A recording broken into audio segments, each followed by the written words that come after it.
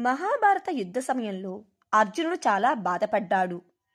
యుద్ధంలో తన సోదరులు, బంధువులు, గురువులు, తాతలాంటి వారిని ఎదుర్కోవలసి రావడం వల్ల అతను యుద్ధం చేయాలని అనుకోలేదు. ధర్మాన్ని కాపాడటానికి కొన్నిసార్లు మనకు ఇష్టమైన వారికైనా ఎదురు నిలవాల్సి వస్తుంది. దేవతలకు రాక్షసులకు మధ్య జరిగిన యుద్ధంలో రాక్షసులు ఓడిపోయి భయంతో భృగు మహర్షి ఆశ్రమానికి వెళ్లారు. ఆ సమయంలో మహర్షి అక్కడ లేరు.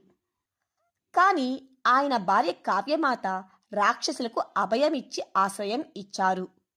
దేవతలు రాక్షసులను పట్టుకోవటానికి వచ్చినప్పుడు అతిథి దేవో భవ, శరణు కోరిన వారిని రక్షించాలనే ధర్మ ఉద్దేశంతో కావ్యమాత తన తపోబలంతో ఇంద్రుడిని మరియు ఇతర దేవతలను కదలకుండా స్తంభింప చేసింది.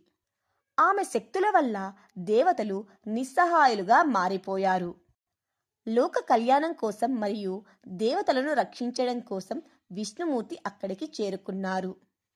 కావ్యమాత రాక్షసులను అప్పచెప్పడానికి నిరాకరించడమే కాకుండా తన శక్తితో లోకాలకి కీడు చేస్తున్న రాక్షసులను కాపాడుతుంది.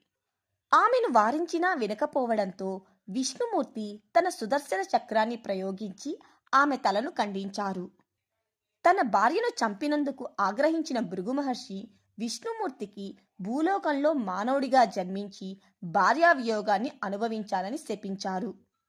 లక్ష్మీదేవి భృగు మహర్షికి కూతురుగా అవతరించినప్పుడు కావ్యమాత ఆమెకు తల్లిగా భావిస్తారు. అందుకే ఆమెను విష్ణుమూర్తి చంపడంపై లక్ష్మీదేవికి కూడా ఆగ్రహం కలిగింది.